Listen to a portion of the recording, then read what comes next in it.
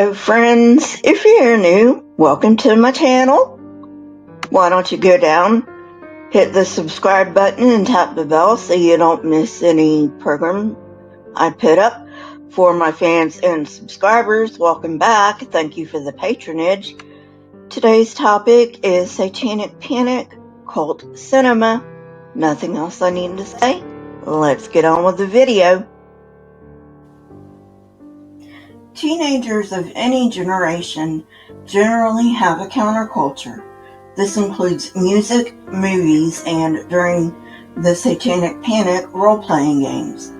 The Panic targeted the teen counterculture as a conduit for rebellion, drug abuse, and sex.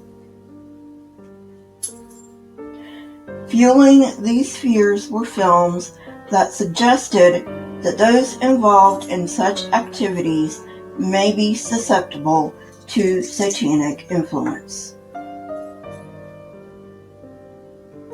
These panic-inspired films included Rocktober Blood, 1984, Trick or Treat, 1986, and Black Roses, 1988. These films combined the satanic cinema of the 1970s with the idea that heavy metal music was the epicenter of evil,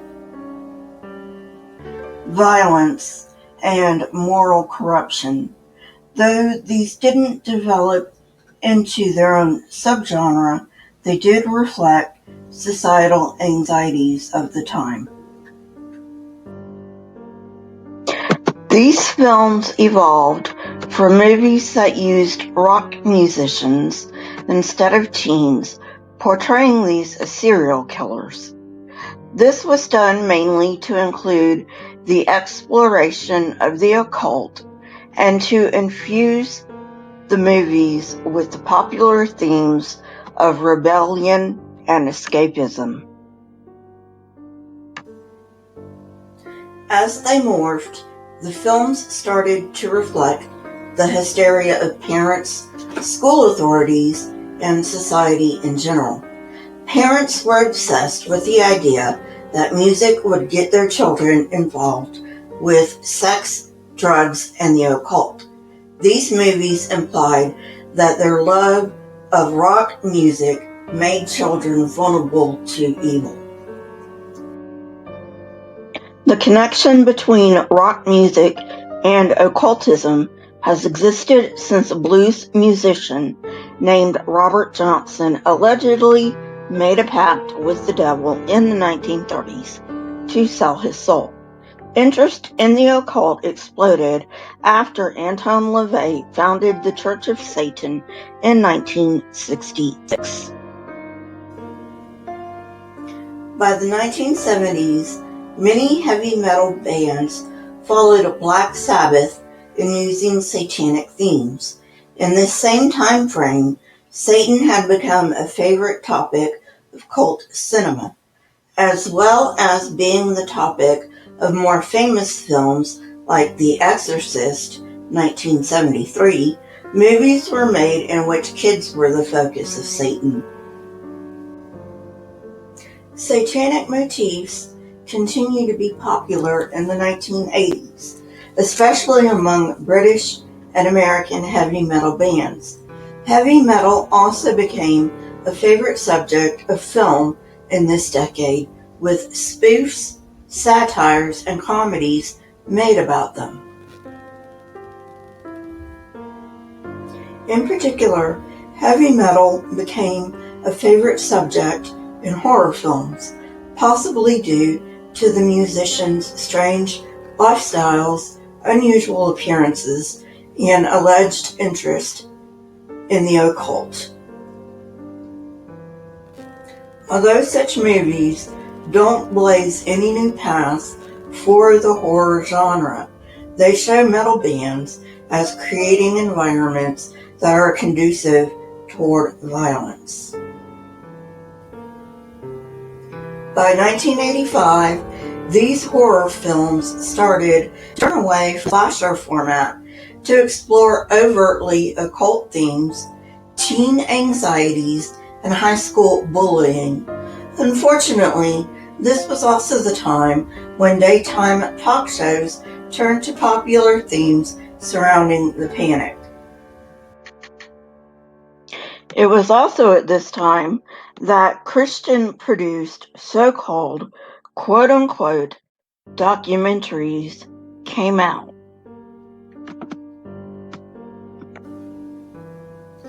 So about this time I was about 7 or 8, and I do have a few clear memories of being in church and having preachers, evangelists, whatever, say things like, we were at a record burning, and when we burned heavy metal records, we could hear the demons screaming from the burned records. Even as indoctrinated as I was back then, and I mentally, maybe even physically, rolled my eyes because I knew that that was just bullshit. In 1985, a 2020 special aired, The Devil Worshippers, that alleged widespread satanic activities were taking place in small-town America. Even though there was no evidence, it claimed that kidnapping, sexual abuse, and sacrificing children were common satanic practices. There were no perpetrators, however, and the only ones interviewed were either children that were coerced into saying these things or supposed ex-Satanists turned right-wing Christian. Gee, imagine that. It couldn't have been for money, could it?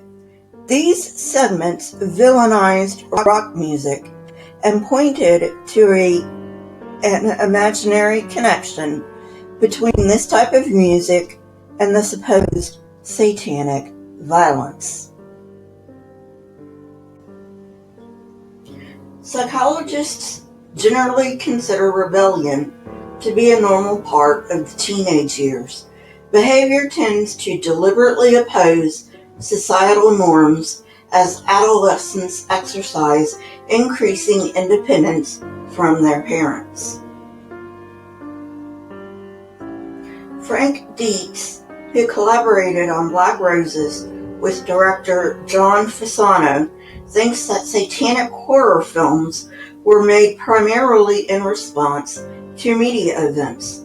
Filmmakers looked, and still look, to headlines for inspiration, and since this was a hot-button topic, it was an obvious choice.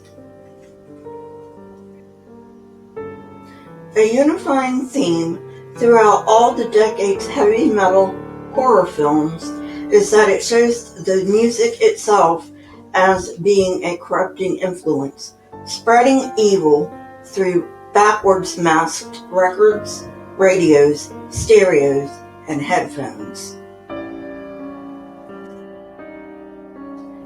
Backmasking is a recording technique in which a message is recorded backward on a track meant to be played forward.